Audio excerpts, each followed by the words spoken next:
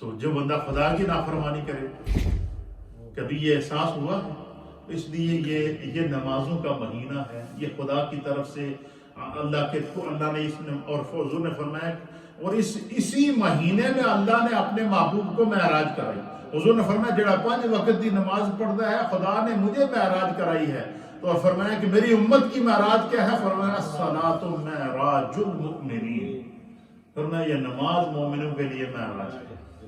تو آپ حضرات کے لیے میں نے جس حدیث کا انتخاب کیا ہے، اس سے پہلے میں ایک ہی حدیث پڑھوں گا اور اس کا ترجمہ کروں گا، اور جس حدیث کا میں نے انتخاب کیا ہوا اس کے اندر 8 مسائل ہیں، وہ حدیث میں آج نہیں بیان کروں گا۔ آج چونکہ میں نے معراج کے حوالے سے کیا کر دیا، تھوڑی سی وقت زیادہ ہو جاتا ہے، تو میں نہیں چاہتا ہوں کہ ہم اپنی محفل کو اپنے وقت کے اندر ہی کیا کریں، ختم کریں۔ اصل مقصد یہ ہوتا ہے کہ ہمارے اندر احساس پیدا ہو جائے، ہم خدا کے قریب ہو جائیں، ہم سستیاں چھوڑ دیں، ہم دین کی طرف مائل ہو جائیں۔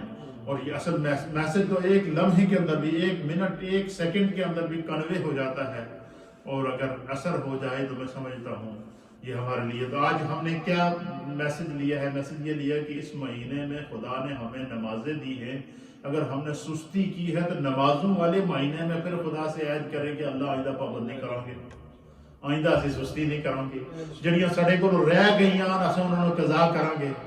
کتنی اچھی نیت ہے! تو یہ نیت اگر ہم کریں گے تو اللہ تعالیٰ ہمیں جو ہے وہ ہم پر کرم فرمائے گا۔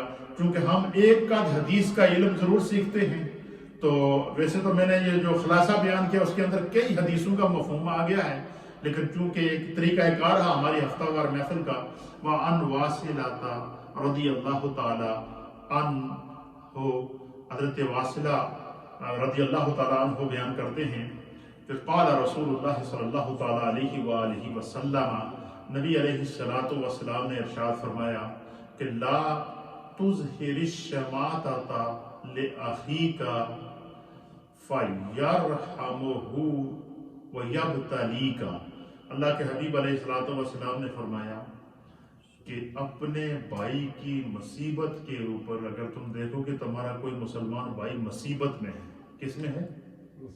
آزمائش میں آ گیا، مصیبت میں آ گیا، پریشانی میں آ گیا، حضور نے فرمایا کہ اپنے مسلمان بھائی کی کسی بھی پریشانی، کسی بھی مصیبت جس کا تمہیں علم ہو جائے کہ یہ مصیبت میں بندہ مبتلا ہو گیا، مصیبت بیماری کی صورت میں بھی آ سکتی ہے، مصیبت کسی آزمائش کی صورت میں بھی آ سکتی ہے، مصیبت کسی تکلیف کی صورت میں بھی آ سکتی ہے، مصیبت کوئی کاروبار کے لاس کی صورت میں بھی آ سکتی ہے، مصیبت اور پریشانی کسی بھی صورت میں آ سکتی ہے۔ حضور نے فرمایا کہ اپنے مسلمان بھائی کی کسی بھی مصیبت کے اوپر، پریشانی کے اوپر کبھی خوش نہ ہو۔ بعض لوگ ہوتے ہیں نا جیسے ایک دوسرے کے ساتھ دشمنیاں ہو گئی ہیں، ناراضگیاں ہو گئی ہیں، خاندانوں کے خاندان ناراض رہتے ہیں، اور کئی لوگوں کی خواہش ہوتی ہے اس کا گھر بھی نعوذ باللہ تباہ ہو جائے، اس کا کاروبار بھی تباہ ہو جائے، اور اس کو میں اپنے سامنے ذلیل ہوتے ہوئے دیکھوں، رسوا ہوتے ہوئے دیکھوں۔ ہمارا دین، ہمارا اسلام اور ہمارے آقا نے اس چیز سے منع کیا ہے۔ کیا کیا ہے؟ ہم جو آپس میں ایک دوسرے سے ناراض ہوئے ہیں، خاندان جو آپس میں ایک دوسرے سے ناراض ہوئے ہیں، قبائل جو ایک دوسرے سے ناراض ہوئے ہیں، برادریاں جو ایک دوسرے کے ساتھ ناراض ہوئی ہیں، سب ہماری اپنی بشری کمزوریاں ہیں۔ ان بشری کمزوریوں کی وجہ سے ہم ایک دوسرے سے ناراض ہوئے ہیں۔ ان بشری کمزوریوں کی وجہ سے اگر بندہ یہ کہے کہ یہ بندہ تباہ ہو جائے تو میں دیکھوں، اس کا کاروبار جل جائے نعوذ باللہ تو میں دیکھوں، اس کا ایکسیڈنٹ ہو جائے نعوذ باللہ تو میں دیکھوں، اس کا گھر گر جائے نعوذ باللہ تو میں دیکھوں، اللہ حاضر القیاس بندہ دوسرے کے لیے اس انتظار میں رہے کہ بھائی یہ کسی طریقے سے اس کو جو کچھ ملا ہوا ہے میں اس کو اپنے سامنے تباہ ہوتے ہوئے دیکھوں، تو اللہ کے حبیب علیہ السلام نے اس چیز سے منع کیا، اور یہ سنن ترمذی کی حدیث ہے، اور یہ حدیث حسن ہے۔ حضور علیہ السلام نے فرمایا کہ لا تظہر شماتۃ لأخیہ، فرمایا اپنے بھائی کی مصیبت پر خوشی ظاہر کبھی نہ کرنا۔ کیوں ظاہر نہ کرنا؟ فرمایا کہ فَيَرْحَمُهُ وَيَبْتَلِيكَ، کہیں ایسا نہ ہو کہ خدا اودے کو راضی ہو جائے تو وہ مصیبت واپس تھوڑے تے آ جائے۔ اس حدیث کا کیا مفہوم ہے؟ اس حدیث کا مفہوم یہ ہے کہ جو بندہ کسی کی مصیبت پر خوش ہوتا ہے اللہ تعالیٰ اس پر رحم کر دیتا ہے اور وہ مصیبت واپس دوسرے کو مل سکتی ہے. جو خوش ہو رہا ہے وہ واپس اس کی طرف آ سکتی ہے. کیوں؟ کہ پکڑ میں آ گئی. یہ جتنی سابقہ قومیں ہلاک ہوئی ہیں کیوں ہوئی ہیں؟ انہوں نے کیا کیا؟ انہوں نے خدا کے غضب کو چیلنج کیا، اللہ کی رحمت کو چیلنج کیا، اللہ تعالیٰ کی عطاؤں کو چیلنج کیا، اور پھر کیا کیا؟ اللہ تعالیٰ کی پکڑ میں آئے. اور جب خدا کی پکڑ میں جب بندہ آ جائے تو اللہ تعالیٰ نے کا ارشاد ہے کہ اللہ کی پکڑ جو ہے یہ بڑی سخت ہے. خدا کی پکڑ سے ہمیشہ یہ دعا کرو کہ اللہ کسی مصیبت میں نہ ڈالے. اور یہ دعا ضرور کیا کریں کہ جو لوگ مصیبت میں ہیں، مشکلات میں ہیں، مصائب میں ہیں، آلام میں ہیں، دکھوں میں ہیں، تکالیف میں ہیں، خداوند قدوس ان سے مصیبتوں کو دور کرے. حضور نے فرمایا کہ جو کسی کی مصیبت پر خوش ہوتا ہے اللہ تعالیٰ ایسا نہ ہو کہ اس پر رحم فرما دے اور وَيَبْتَلِيكَ، اور اس مصیبت میں تمہیں مبتلا کر دے. کیوں؟ کہ تم اس کی مصیبت پر خوش ہوئے اور وہ اللہ کی آزمائش پر صبر کرتا رہا. اس لیے نبی علیہ السلام نے فرمایا کہ مجھے مومن کی قسمت پر ناز ہے کہ ہر حال میں خدا نے اسے خیر دی ہے. فرمایا کوئی نعمت ملتی ہے تو شکر کرتا ہے، اور کوئی اس سے کسی آزمائش میں آ جائے تو صبر کرتا ہے. اور حضور نے فرمایا اللہ نے صبر میں بھی خیال رکھی ہے، شکر میں بھی خیال رکھی. یہ کتنا رحیم دین ہے، کتنا پیارا دین ہے، کتنا عظیم دین ہے جو ہمارے رب نے ہمیں عطا فرمایا ہے. تو آج ہم نے اس حدیث سے کیا سبق سیکھا؟ کہ کسی دی مصیبت تے خوش نہیں ہونا، بلکہ یہ دعا کرنا کہ یا اللہ اس پر رحم کر.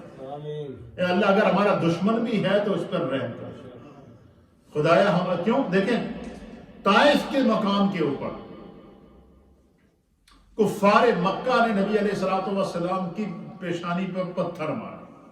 کیا کر دیے؟ پیشانی لو لہان ہو گئے، خون بہنا شروع ہو گیا، کپڑے خون آلود ہو گئے. اللہ کا غضب جوش میں آ گیا. فرشتہ آ گیا یا رسول اللہ انہوں نے آپ کو تکلیف پہنچائی ہے. اگر یہ امتحان کس کے لیے تھا؟ ہمارے آقا کے لیے. آزمائش کس کے لیے تھی؟ ہمارے آقا کے لیے.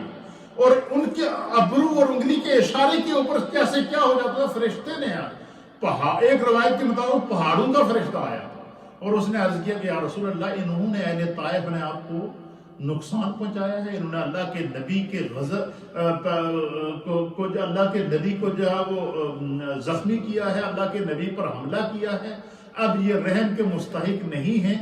اگر پھر بھی چونکہ اگر آپ کہیں کیوں کہ آپ کو خدا نے رحمت للعالمین بنا کر، اگر آپ اشارہ کریں کہ میں پہاڑوں کا فرشتہ ہوں، روئے زمین کے اوپر اللہ نے جتنے پہاڑ پیدا کیے یہ میرے قبضے میں دیے ہیں، اے اللہ اے مصطفیٰ اگر آپ اشارہ کریں تو یہ جو سامنے دو پہاڑ ہیں مکے کے ان کو میں آپس میں ملا دیتا ہوں، پوری بستی تباہ ہو جائے گی.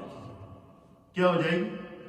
اب حضور کے ذہن کے اندر، حضور کی سوچ کے اندر، آپ کی فکر کے اندر انتقام ہوتا، جس طرح کہ آج کل ہم ایک دوسرے کے پیچھے پڑے ہوئے ہیں کہ اس کا گھر بھی تباہ، مال بھی تباہ، اور اس کو ہم تباہ ہوتے ہوئے دیکھیں تو حضور اگر کہہ دیتے کہ اس کو تباہ کر دو تو ہو جاتے، لیکن حضور نے فرمایا کہ نہیں، میرے خدا نے مجھے رحمت للعالمین بنا کر بھیجا.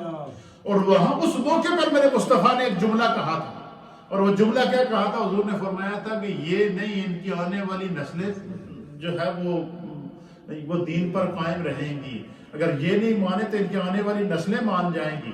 تو آپ مجھے بتائیں کہ پھر کیا ہوا؟ پھر انقلاب آیا نہیں آیا؟ پھر وہ میرے مصطفیٰ جو جن کو طائف کے مقام پر پتھر مارے گئے، وہ میرے مصطفیٰ جن کو مکے سے بے دخل کیا گیا، وہ میرے مصطفیٰ جنہوں کو مکے سے ہجرت کر کے مدینہ جانے پڑا، وہ میرے مصطفیٰ کریم جن کو طائف کے مقام پر لو لہان کیا گیا، جب وہ واپس ہجرت کے بعد مکہ آئے، فتح مکہ ہوا اور حجۃ الوداع فرمایا، تو اس وقت گئے تو اکیلے تھے ایک صدیق اکبر کو ساتھ لے کر، اور جب میرے مصطفیٰ واپس آئے تو آپ کے ساتھ ایک نہیں، دو نہیں، 1.25 لاکھ صحابہ کرام. کتنے تھے؟ 1.25 لاکھ وہ تھے جو کلمہ پڑھ چکے تھے، جو آپ پر ایمان لا چکے تھے.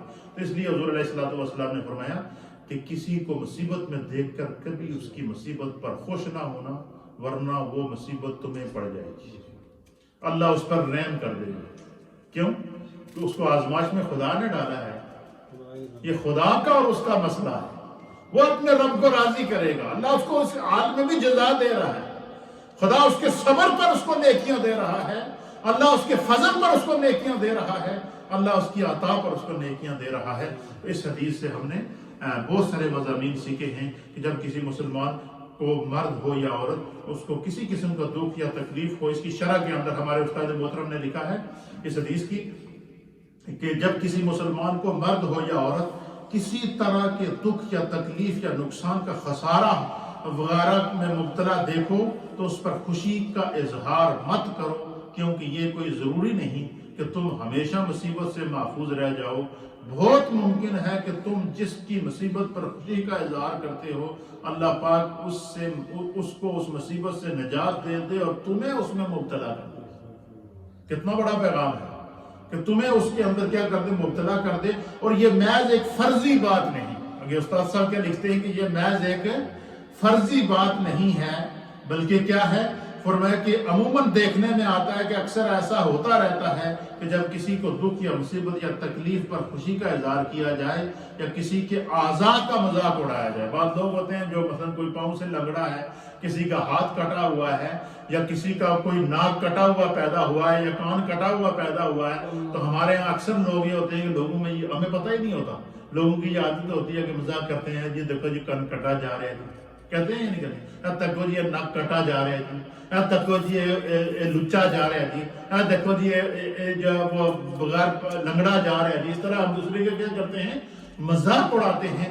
تو میرے استاد محترم لکھتے ہیں، آپ فرماتے ہیں کہ یہ ایک فرضی بات نہیں، بلکہ اکثر ایسا ہوتا ہے کہ جب کسی کو مصیبت پر خوشی دے گی یا اس کے اعضاء کا مذاق بنایا جائے تو کسی طرح کی کوئی یا اس کی کسی طرح کی کوئی نقل اتاری جائے تو خوشی ظاہر کرنے والا، مذاق اڑانے والا یا نقل اتارنے والا خود اس مصیبت یا عیب میں مبتلا ہو جاتا ہے۔ یہ دیکھنے میں آیا ہے، یہ تجربے کی بات ہے۔